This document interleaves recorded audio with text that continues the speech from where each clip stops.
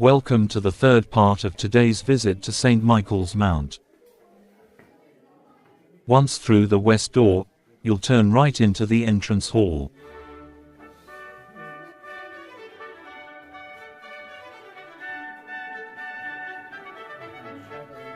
When the priory was first built, the entrance hall area may have been the room where justice was administered to those who had committed misdemeanors on monastic lands.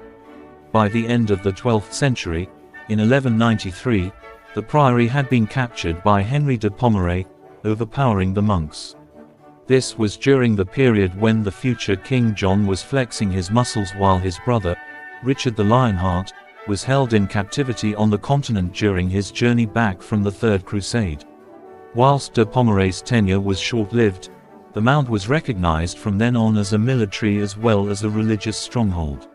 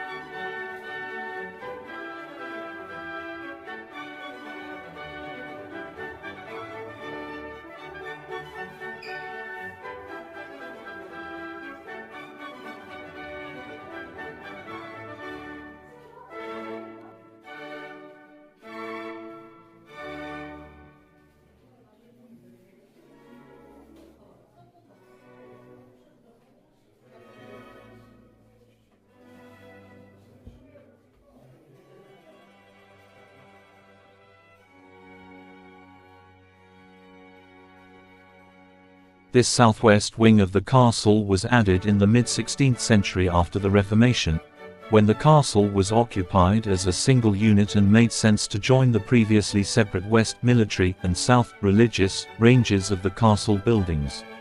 Until the renovations of the 1870s, it was a kitchen, and during recent building work, it was found a waste hole in the west wall full of broken china, ancient chicken bones, and the like. The partner's desk in the center of the room can be detached into 3 sections, and is said to have been over to the mainland for the annual rent court lunch, where all the tenants on the family's agricultural estate would gather to pay their rent and enjoy a convivial meal with the family.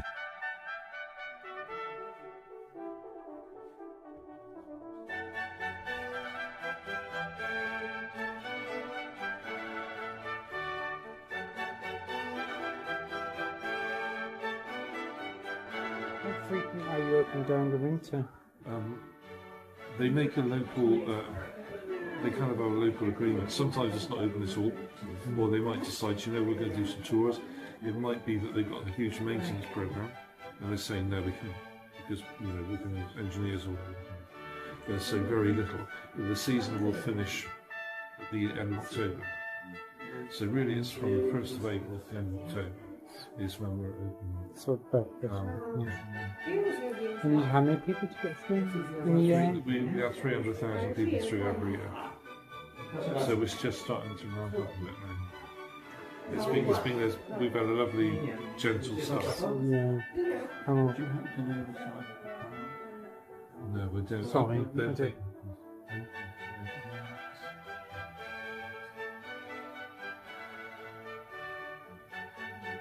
But we've also got small boys where they come up and play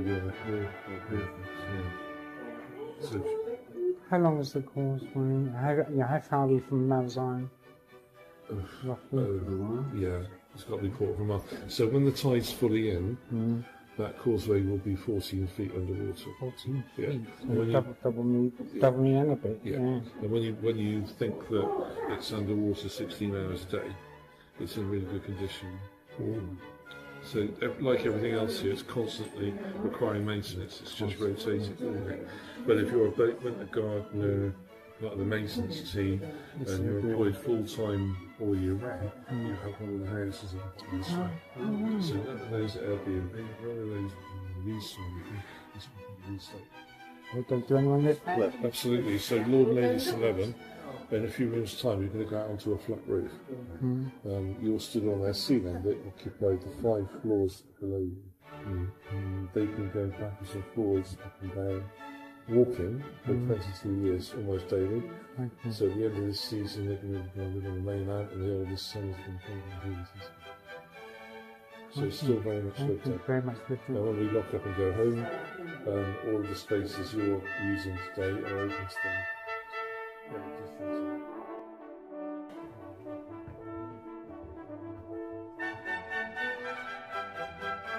Because the ante-room is small, it has been filled with small things. In particular, the collection of miniatures and the priory's seal are among the most interesting items in the castle.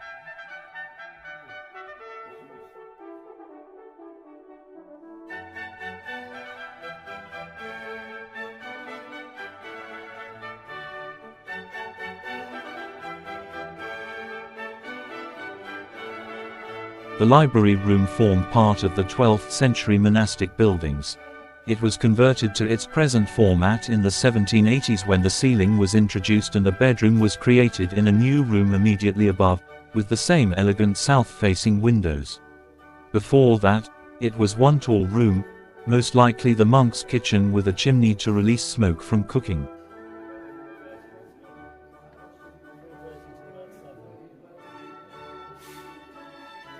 The room, known as Chevy Chase, is a loose punning reference between the medieval ballad, Chevy Chase, and the hunting scenes in the plaster frieze that runs around the room. In Norman times, it would have been used by the monks as a refectory.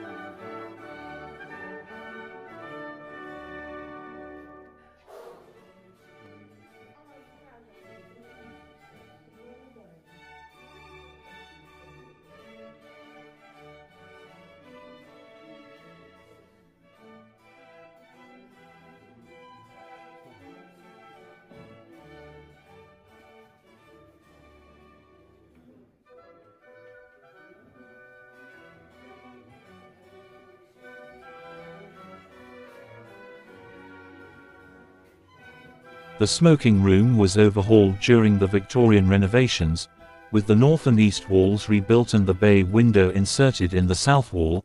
It is called the smoking room because it was where gentlemen would retire to smoke their cigars and drink port after dining in Chevy Chase.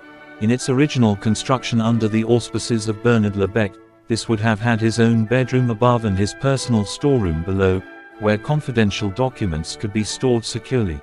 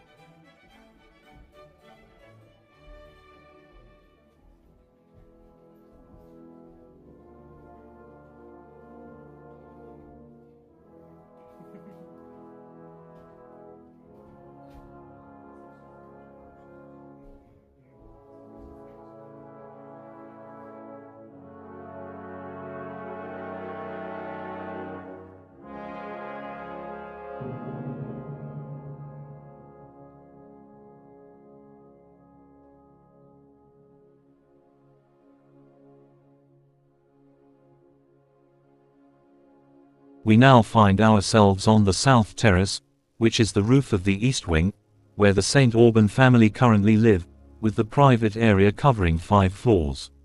The terraces were much smaller before the Great Victorian Building Project between 1873 and 1878. The east wing is built against a precipice within the rock structure, which is how it comes to be lower than the earlier buildings on the summit. Here we can see the church on the right, and the smoking room and Chevy Chase on the left. As we look over the south wall, there is almost a sheer drop of some 200 feet to the formal garden below. These are designed to be seen well from above, as well as at ground level.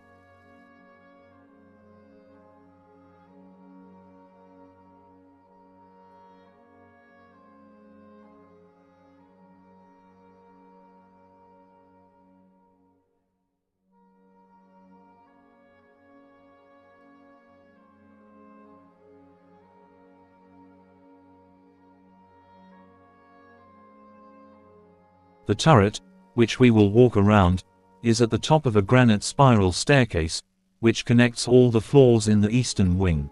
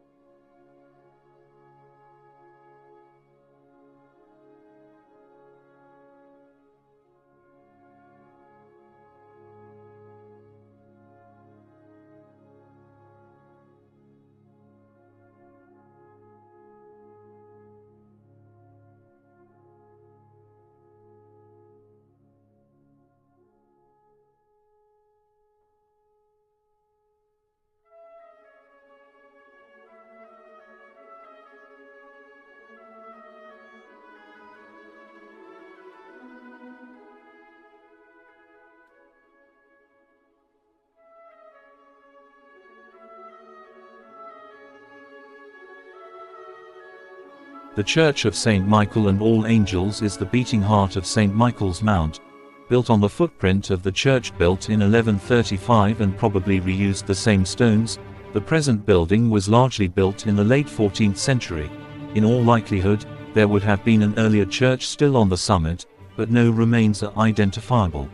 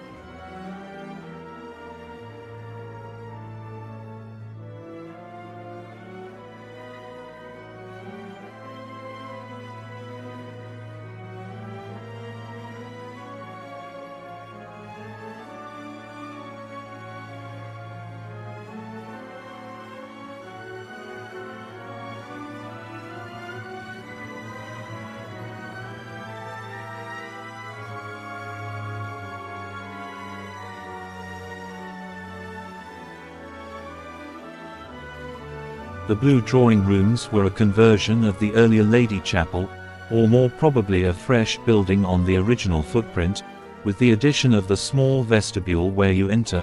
The fourth Sir John was responsible for creating this new suite, and the work was done around the time of his marriage in 1756. The new addition would certainly have made it easier to entertain socially in the castle.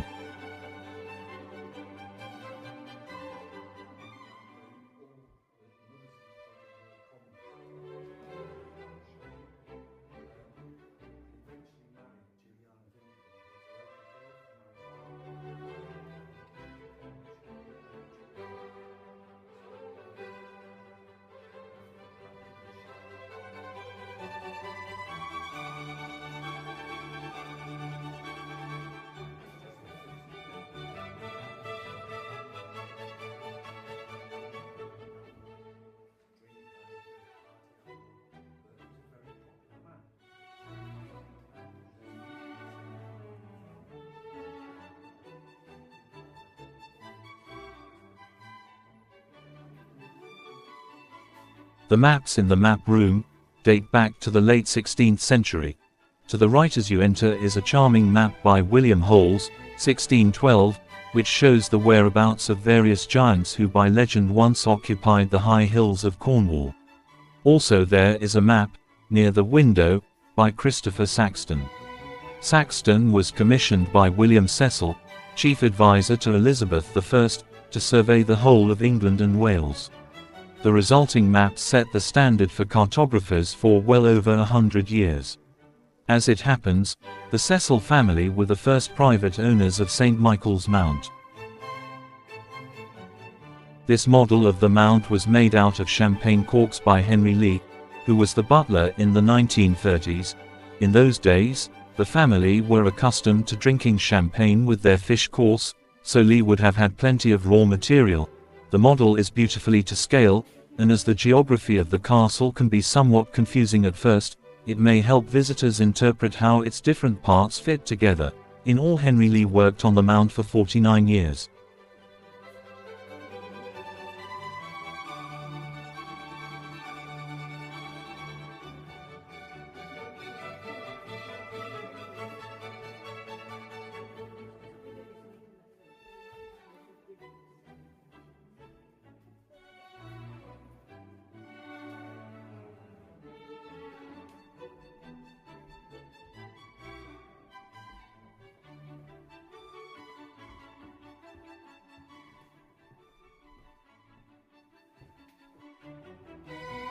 From the map room, descend the stairs, and you'll enter the long passage. The long passage was created during the renovations of 1780, and it was most likely the original map room. Here you'll find numerous prints and drawings of scenes of Cornish houses, some of which no longer exist. There are also drawings of the mound from different aspects by William Borlase, drawn during the 1760s, which provide a detailed record of the castle externally around that time.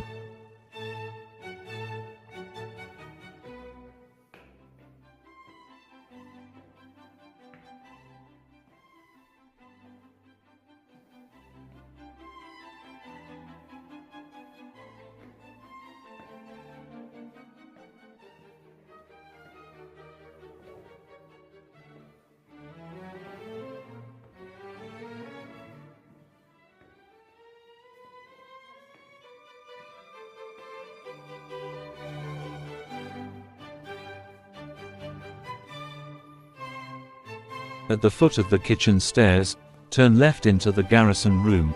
Here the armory is found.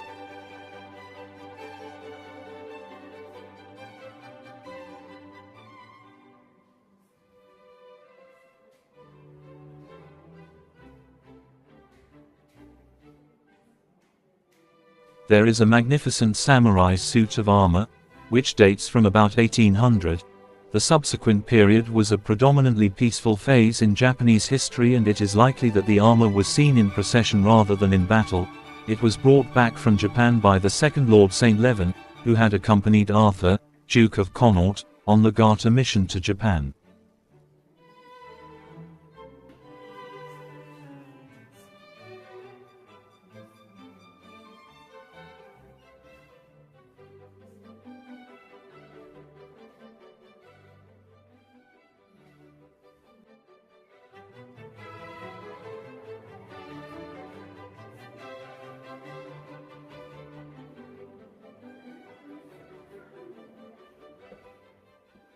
As you make your way towards the exit, you'll pass through a tunnel.